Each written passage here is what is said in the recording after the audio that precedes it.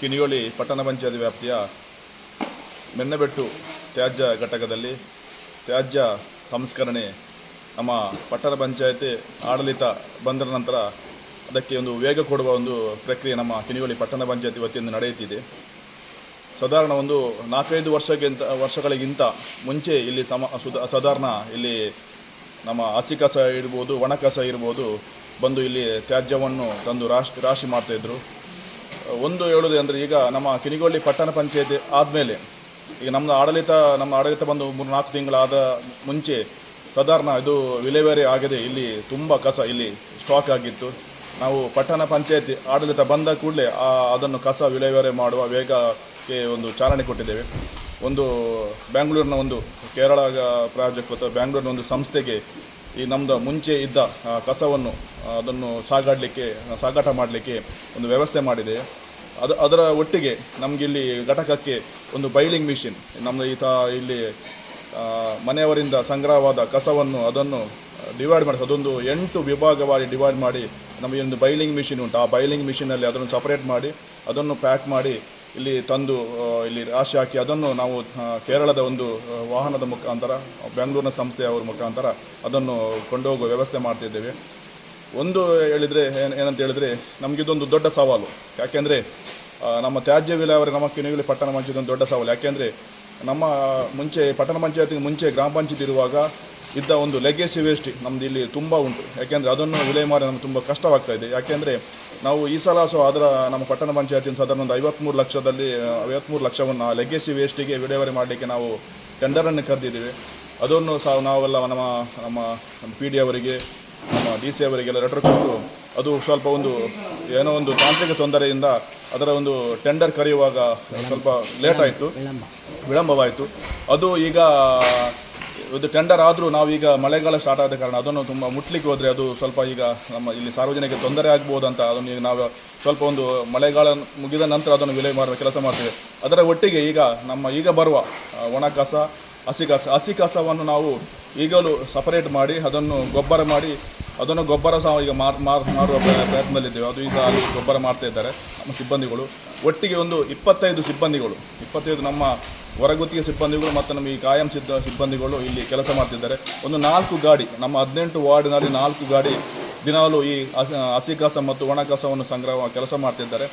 ನಮ್ಮ ಪ್ರಾಮಾಣಿಕ ಪ್ರಯತ್ನ, ಯಾಕೆಂದರೆ ನಮಗಿದೊಂದು ಸವಾಲು. ಆ ಪ್ರಾಮಾಣಿಕ ಪ್ರಯತ್ನದಿಂದ ಈ ಕಸವನ್ನು ವಿಲೇವಾರಿ ಮಾಡೋ ನಾವು ಪ್ರಯತ್ನದಲ್ಲಿದ್ದೇವೆ. ಒಂದು ಹೇಳೋದು ಏಕೆಂದರೆ ಈಗ ನಮ್ಮ ಪಟ್ಟಣ ಪಂಚಾಯತ್ ಆದಮೇಲೆ ಇಲ್ಲಿ ಸ್ವಲ್ಪ ಮನೆಗಳ ಸಂಖ್ಯೆ, ಲೇಔಟ್ಗಳ ಸಂಖ್ಯೆ ಜಾಸ್ತಿ ಆಗಿದೆ. ಅದರ ಒಟ್ಟಿಗೆ ಮುಂಚೆ ಕೆಲವರು ಕಸವನ್ನು ಕೊಡ್ತಾ ಇರಲಿಲ್ಲ. ಯಾಕೆಂದರೆ ಅವರ ಮನೆ ಸುತ್ತ ಎಲ್ಲೆಲ್ಲಿ ಬಿಸಾಡ್ತಿದ್ರು. ನಾವು ಸ್ವಲ್ಪ ಜಾಗೃತಿ ಬಂದ ಮೇಲೆ ನಮ್ಮ ಇಲ್ಲಿಂದ ನಾವು ಅವರ ಮನೆ ತೆರಿಗೆ ಕಟ್ಟುವ ಸಂದರ್ಭದಲ್ಲಿ ಅವರಿಗೆಲ್ಲ ಬಕೆಟನ್ನು ಕೊಡ್ತಾ ಇದ್ದೇವೆ. ಅವರು ಆ ಕಸವನ್ನು ಈಗ ನಮಗೆ ಇಲ್ಲಿ ಕೊಡೋದರಿಂದ ಸ್ವಲ್ಪ ಇಲ್ಲಿ ಕಸ ಸ್ವಲ್ಪ ಜಾಸ್ತಿ ಬಂದು ಬೀಳ್ತಾ ಇದೆ. ಅದನ್ನು ನಮಗೆ ಸ್ವಲ್ಪ ಈಗ ಈ ಮುಂಚೆ ನಿಗದಿ ಮಾಡಿದ ಜಾಗದಲ್ಲಿ ಸ್ಥಳವಾಸ ಕಮ್ಮಿ ಇರುವುದಿಲ್ಲ. ಅದನ್ನು ಸ್ವಲ್ಪ ನಾವು ವಿಂಗಡಣೆ ಮಾಡಿ ಕಷ್ಟ ಆದರೂ ಅದರ ಒಟ್ಟಿಗೆ ನಾವೀಗ ನಮ್ಮೊಂದು ಖಾಸಗಿಯವರಿಗೆ ಸಾಧಾರಣ ಈಗ 3-4 ದಿನದಿಂದ ನಾವು ಖಾಸಗಿಯವರಿಗೆ ಒಂದು ಟಿಪ್ಪರ್ನ ಮುಖಾಂತರ ನಾವಿಲ್ಲಿ ರಾಶಿ ಬಿದ್ದ ಕಸವನ್ನು ಟಿಪ್ಪರ್ ಮುಖಾಂತರ ದಿನಕ್ಕೆ 1-2 ಟಿಪ್ಪರ್ನ ಮುಖಾಂತರ ಒಂದು 3-4 ಟಿಪ್ಪನ್ನು ಇಲ್ಲಿಂದ ಮಂಗಳೂರು ಮಹಾನಗರ ಪಾಲಿಕೆಗೆ ನಾವೀಗ ಅದನ್ನು ಸಾಗಾಟ ಮಾಡುವ ಕೆಲಸ ಮಾಡ್ತಾ ಇದ್ದೇವೆ. ಅದು ಈಗ ನಡೀತಾ ಇದೆ. ಅದರ ಮುಖಾಂತರ ಇಲ್ಲಿ ರಾಶಿ ಬಿದ್ದ ಸಾಧಾರಣ ಒಂದು 75% ನಮ್ಮ ಕಸವನ್ನು ಅದು ಕ್ಲಿಯರ್ ಮಾಡೋ ನಾವು ಯೋಚನೆಯಲ್ಲಿದ್ದೀವಿ. ನಾವು ಸಾರ್ವಜನಿಕರ ಸಹಕಾರ ಕೊಡೋದಿಷ್ಟೇ.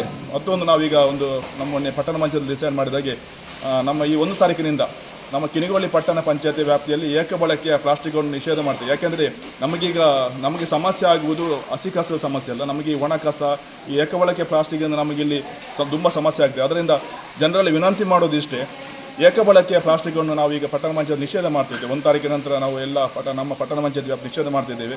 ಒಂದು ವೇಳೆ ಅದು ಜಾಗೃತಿ ಆದರೆ ನಮಗೆ ಇಲ್ಲಿಂದ ಜನರಿಂದ ಬರುವ ಈ ನಮ್ಮ ಏಕಬಳಕೆ ಪ್ಲಾಸ್ಟಿಕ್ ಇಲ್ಲಿ ಕಮ್ಮಿ ಆದರೆ ನಮಗೆ ಇದನ್ನು ಸ್ವಲ್ಪ ಮಾಡಲಿಕ್ಕೆ ಸಹ ಸ್ವಲ್ಪ ಪ್ರಯೋಜನ ಆಗ್ತದೆ.